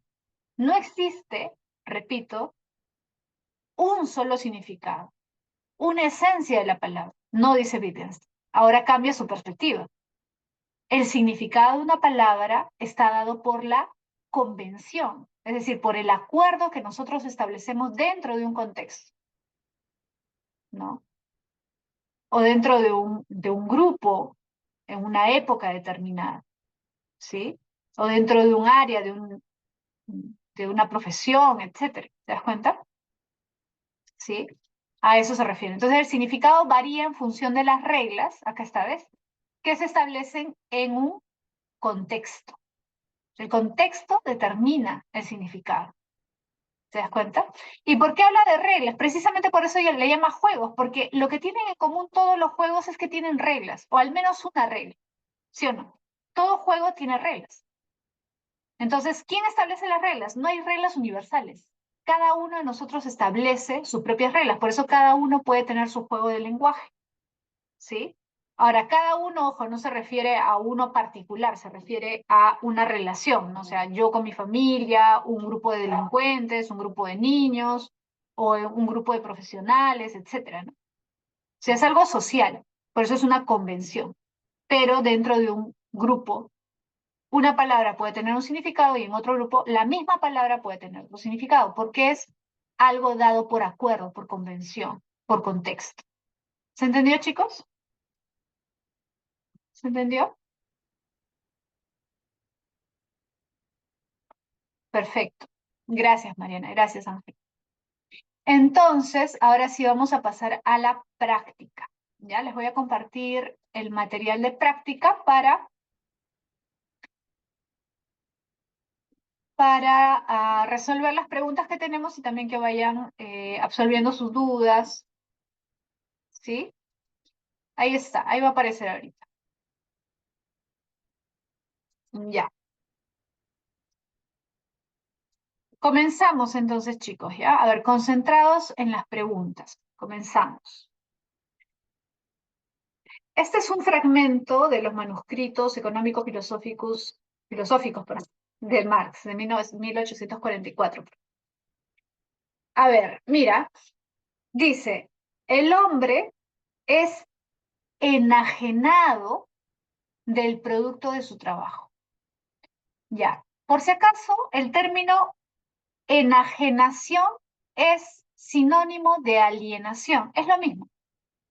El hombre es enajenado o alienado, es lo mismo, del producto de su trabajo. ¿Qué quiere decir eso? Es separado.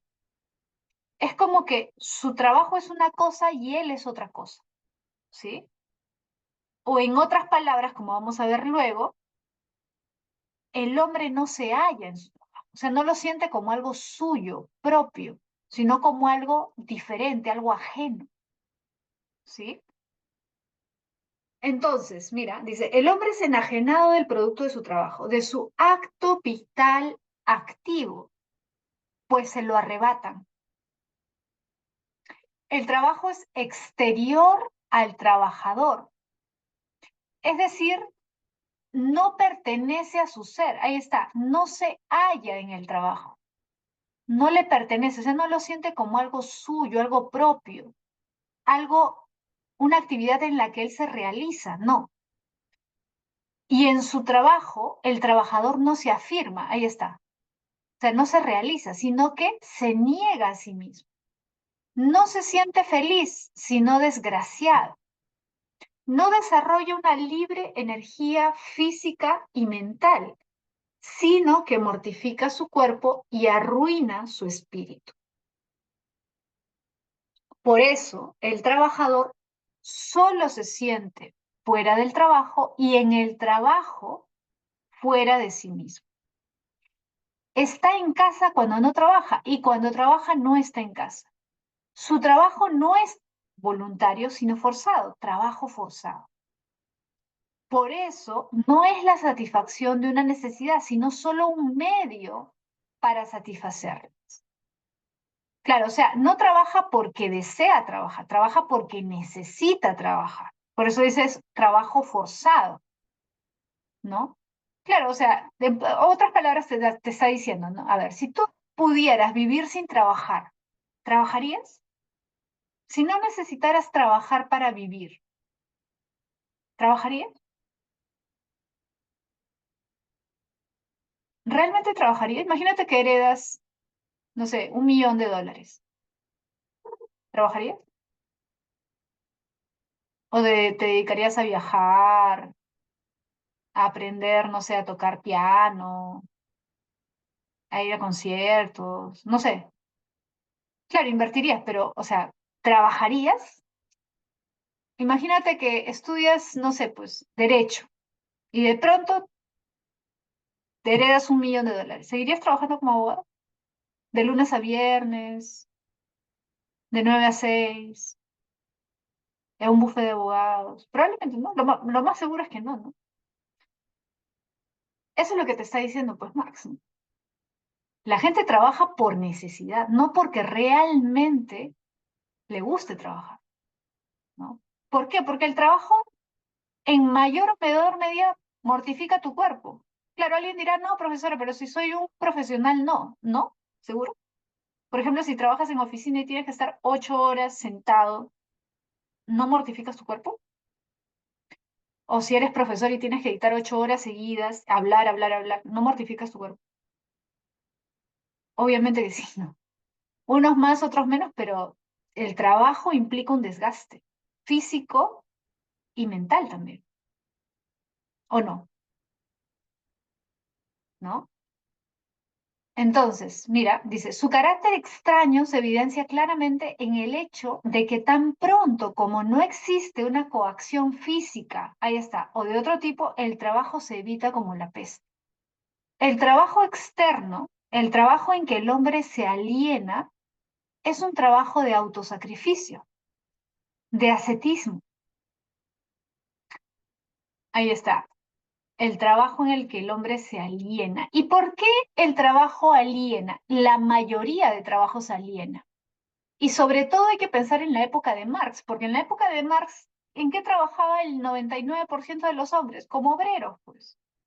¿Es un trabajo alienante el trabajo de obrero? No, claro, porque no desarrolla lo mejor de ti, te vuelve una máquina, ¿o no? No sé si tú has visto esta película Tiempos Modernos de Charles Chaplin. ¿Lo han visto? Es una muy buena película, precisamente porque lo que te muestra es eso, ¿no? Cómo el trabajador se deshumaniza en el trabajo. No desarrolla sus cualidades humanas, sino que se deshumaniza. ¿Te acuerdas que te había mencionado que Marx valora el tema de la creatividad? ¿Sí o no? El ser humano es creativo, pero en una fábrica, ajustando tornillos, ¿desarrollarás tu creatividad? ¿Usarás tu creatividad? No, pues, obviamente no. Si pueden, vean esa película, búsquenla, Tiempos Modernos, es muy buena. Precisamente describe el tipo de trabajo alienante que es el trabajo en las fábricas, ¿no? En la época de Marx, ¿sí? Claro, la metamorfosis también vendría a ser algo de este tipo, ¿no? Efectivamente. Mira, entonces dice, el trabajo en que el hombre se aliena es un trabajo de autosacrificio, de ascetismo. Por fin, la exterioridad del trabajo respecto del trabajador se manifiesta en el hecho de que éste no se siente satisfecho, sino desdichado. No se desenvuelve, sino que se contrae. No se realiza, ahí está, sino que se anula. En una palabra, que no vive cuando trabaja, sino que se desplaza al trabajo. La alienación del trabajo del hombre y el desfallecimiento, la mortificación de éste, la transformación del trabajo en un tormento son expresiones idénticas. Pregunta, a ver, pregunta uno.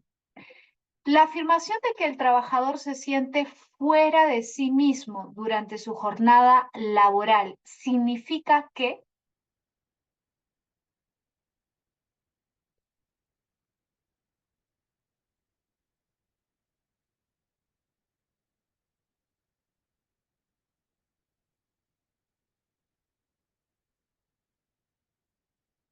A ver, ¿qué dice?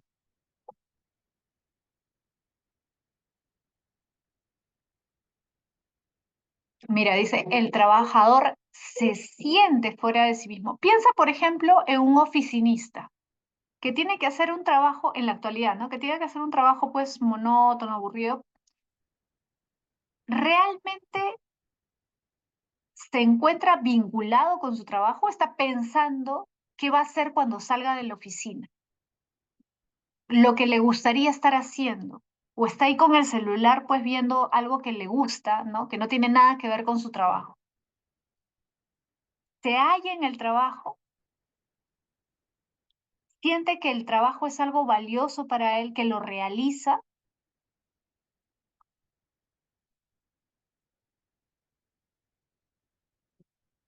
A ver, la B podría ser, pero no es la B. Porque acá, fíjate, dice, se siente fuera de sí mismo. Se siente fuera de sí mismo. O sea, no siente una conexión con lo que hace. Está desconectado de su actividad. ¿Sí o no? Es diferente, por ejemplo, cuando tú haces algo que te gusta. No sé si alguno de ustedes estudia o ha tocado algún instrumento. ¿Alguno de ustedes estudia música o le gusta tocar instrumento? Cuando tú tocas un instrumento te sientes conectado, ¿sí o no? Te gusta, te apasiona, te sientes vinculado con lo que estás haciendo. Pero cuando no te gusta hacer algo, tu mente está por un lado y tu cuerpo está por el otro, ¿no? Claro, es la A. Sobre todo lo que Marx quiere enfatizar es la desconexión emocional, mental. Sí, lo que da a entender Marx es que hay una desconexión emocional. Por eso fíjate acá cuando dice, mira, no se siente feliz sino desgraciado, ¿sí? No se halla, no pertenece a su ser, es algo subjetivo también. O sea, no es algo simplemente objetivo en el sentido, ah, ya no me gusta el trabajo, ¿no? O me cuesta trabajar porque me canso. No, es una cuestión también personal, subjetiva, ¿sí? Por eso dice, arruina su espíritu, ¿no? No saca lo mejor de él, sino al contrario, lo enajena. La enajenación es una cuestión espiritual también, emocional. ¿Mm? Es esto, ¿sí? Es la... A ver, vamos a la 2. Dice, la noción de alienación del trabajo planteada por Marx sugiere una relación compleja entre el individuo, ahí está, y su actividad laboral, porque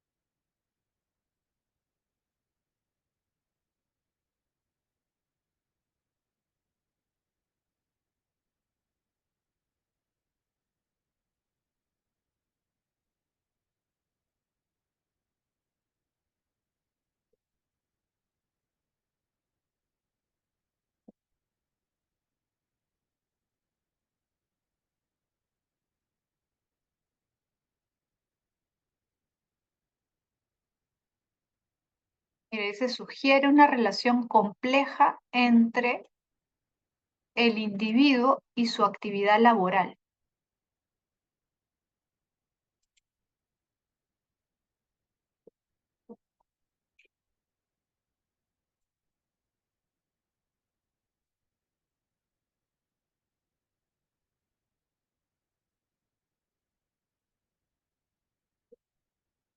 Enajenación o alienación significa que no siente el trabajo como algo suyo. O sea, en vez de realizar sus cualidades como ser humano, al contrario, niega sus capacidades, sus cualidades, su creatividad. Claro, es la D. Puede generar un conflicto interno en el individuo y sentirse fuera de su... Esto es la alienación, sentirse fuera de su propia humanidad, es decir, no hallarse, no realizarse. En vez de realizarte con tu actividad, al contrario, te enajenas, te alejas de lo que eres originalmente. Es la D. Es la D. Acá está, fíjate. Mira, acá está. ¿Ya? Acá, mira, dice, el hombre es enajenado del producto de su trabajo, de su acto vital activo, pues se lo arrebatan. El trabajo es exterior al trabajador. O sea, es algo como ajeno, como si no le perteneciera a él, no pertenece a su ser. ¿Por qué? Porque no se realiza como ser humano, porque no usa sus capacidades como ser humano, ¿sí? Por eso dice sentirse fuera de su propia humanidad y propósito. Claro, no le encuentra un propósito a su trabajo, ¿sí? A ver, vamos a la 3. A ver, vamos a leer este fragmento. Dice, a lo largo de la producción social de su existencia, los hombres entran en relaciones determinadas, necesarias, independientes de su propia voluntad. Mantienen relaciones de producción, ojo, ¿te acuerdas? Las relaciones sociales de producción que se corresponden con un determinado grado de desarrollo de sus fuerzas productivas materiales. El conjunto de estas relaciones constituye la estructura económica, ahí está, la estructura económica de la sociedad, la base real sobre la que se eleva una superestructura jurídica y política, ¿te acuerdas? La estructura y la superestructura. La estructura económica es la base real, y sobre ella se eleva una superestructura jurídica política, es decir, ideológica, porque las leyes finalmente son ideas, ¿sí? Y a la que se corresponden determinadas formas de conciencia social, ideas.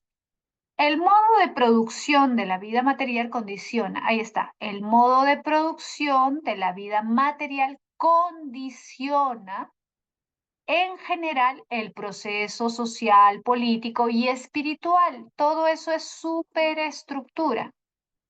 El descubrimiento de esta teoría, es decir, del condicionamiento de la superestructura en función de la estructura económica, le sirvió a Marx de hilo conductor en sus estudios, que le hicieron ver que, mediante el cambio de la base económica, se conmociona con más o menos rapidez toda la gigantesca superestructura. En otras palabras, si tú quieres cambiar las ideas, los pensamientos, la política, tienes primero que hacer un cambio en la base económica.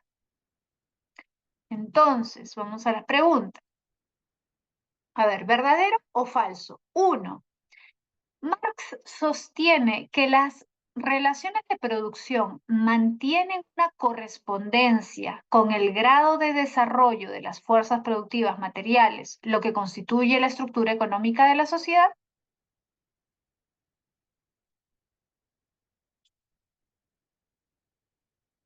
Verdadero, claro, verdadero. Las relaciones de producción se corresponden con el grado de desarrollo de las fuerzas productivas. Y esto constituye, ¿qué cosa? La estructura económica de la sociedad. Correcto, verdadero. Dos, según Marx, ¿el modo de producción de la vida material influye en el proceso social, político y espiritual de la vida en general?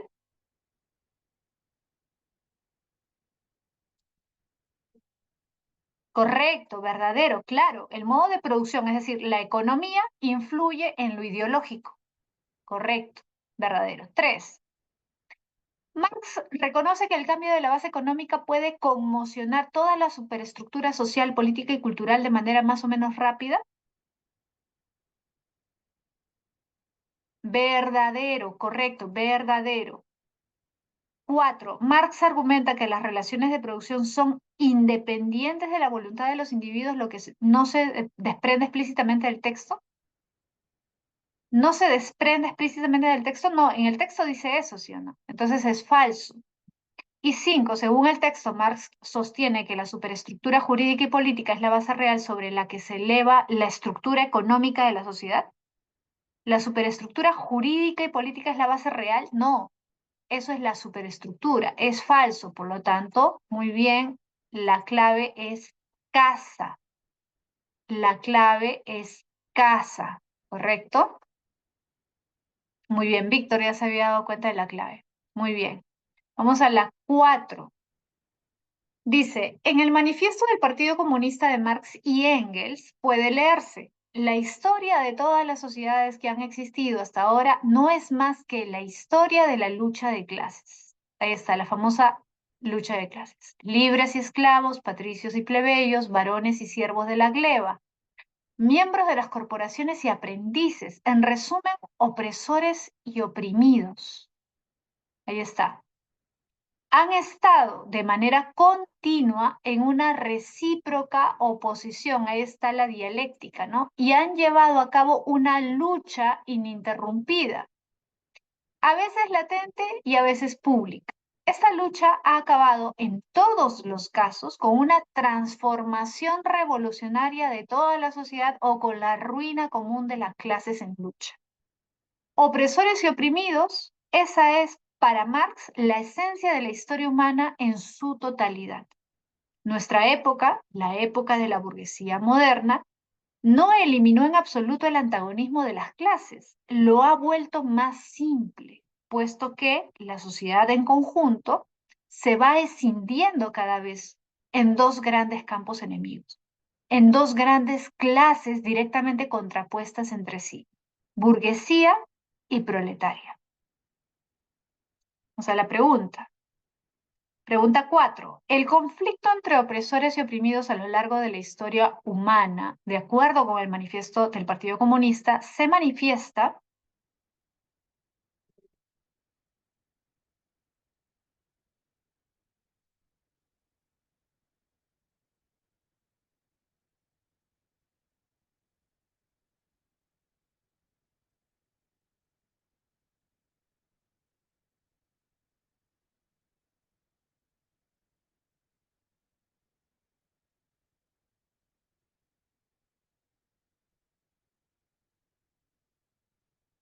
A ver qué dice. Taine dice casa.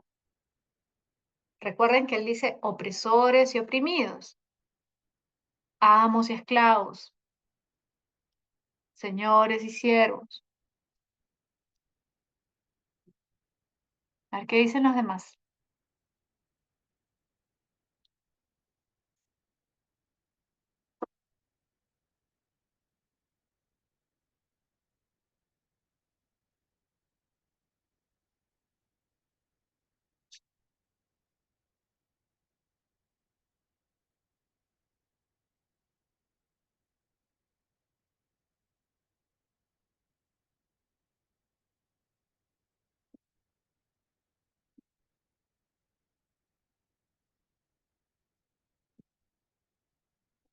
Recuerda que la base es lo económico. Lo político es una consecuencia de lo económico. Lo ideológico es una consecuencia de lo económico. La economía es la base. Las relaciones sociales de producción, eso es la base. ¿Mm? Mira, esta lucha ha acabado en todos los casos con una transformación revolucionaria de la sociedad. Claro, ha habido una transformación de la sociedad, pero la base de esa transformación, ¿por qué se da? Por una desigualdad económica, ¿o no? Claro, es una desigualdad económica, ¿no? Es la C, en tensiones sociales entre diferentes grupos económicos. Porque finalmente, si hay opresores y hay oprimidos, es porque los oprimidos son los que no disfrutan de la riqueza, pues. Son los que trabajan, pero no disfrutan de la riqueza. Los opresores son los que disfrutan de la riqueza, pese a que no trabajan o trabajan mucho menos que los oprimidos. ¿O no? Es la C, ¿sí? A ver, vamos a la 5. En la sociedad capitalista, la burguesía es la que tiene el control de los medios de producción. Recuerda, la burguesía se está refiriendo al capitalismo. En la época capitalista tenemos burgueses y proletarios. ¿Qué son los burgueses? Los que tienen el control de los medios de producción, los dueños de las fábricas. Y los proletarios son los que no tienen propiedad, es decir, no son dueños del capital, tienen que trabajar para sobrevivir. Claro, es la B, muy bien, Deina. Es la B, controla los medios de producción y detenta el poder económico, mientras que el proletariado, o sea, los obreros, constituyen la clase trabajadora explotada. Por cierto, antes de terminar, pregunta, ¿tú sabes por qué se le llama proletario al obrero? El obrero es obrero porque trabaja en las fábricas, ¿no? Es un operario. Pero ¿por qué se le llama proletario? ¿Por qué Marx le llama proletario a los obreros? ¿Por qué habla de proletariado? ¿Alguien sabe de dónde viene proletario? Proletario viene de prole. ¿Qué es la prole? Proletario o proletariado viene de prole. ¿Qué es la prole? La prole, ¿nadie? ¿Qué es la prole? ¿Obra? No. ¿Qué es la prole? La prole son los hijos, la descendencia. ¿Tienes prole o no tienes prole? Yo no tengo prole porque no tengo hijos. ¿Se entiende? La prole son los hijos, la descendencia. ¿Por qué se le llama al obrero proletario? Porque el obrero lo único que tiene son hijos. Es decir, en otras palabras, no tiene propiedad privada. Su propiedad, su única propiedad son sus hijos. ¿Se entiende? En cambio, los burgueses sí son propietarios, porque tienen capital, porque tienen fábricas, tienen propiedades, tienen terrenos, tienen casas. El proletario lo único que posee son sus hijos. ¿Y por qué los hijos son una propiedad, entre comillas? ¿Por qué le llama así Marx? Porque los niños también trabajaban en esa época. Es decir, el niño aportaba. La mayoría de niños trabajaba de alguna cosa para llevar algo de dinero a la casa y poder sustentar a la familia. Por eso las mujeres también comienzan a trabajar en las fábricas. O no, todos trabajan, porque si alguien no trabajaba, no había dinero para comer. No podía trabajar solamente el varón, ¿sí? De ahí viene el término proletariado, ¿no? Bien, a ver. Entonces ya estamos terminando. Voy a darles las claves ya, chicos, de los que faltan, de las claves que faltan, perdón, de las preguntas que faltan. Y si tienen dudas sobre estas claves, la próxima semana me avisan, ¿ya? A ver, de la pregunta 6, la clave es elefante. 6, elefante. 7, la clave es dado. 3, 4 y 5. Dado. 8 es barco. Barco. 9 es barco también. Barco. Perdón. No, esta no es la 9, esta es la 10. Disculpen. La 8 es barco, la 9 es barco acá. 9 es barco. 10 es elefante. 11 es barco. Y 12 es casa. Ya, casa. Ahí está justo en el tema de los juegos del lenguaje, la última pregunta. Ya, chicos. Bien, entonces esa es la última pregunta, pregunta 12, la clave es casa. ¿Sí? ¿Pudieron anotar? Ya. Gracias, Miguel. Ahí Miguel ha compartido las claves. ¿Ya? Entonces ya nos estamos viendo, chicos, la próxima semana. ¿Sí? Si tienen dudas o algo, la próxima semana me avisan cuando estemos comenzando. ¿Ya? Ya nos vemos. Cuídense mucho. Chao, chicos. Nos vemos. Chao, chao.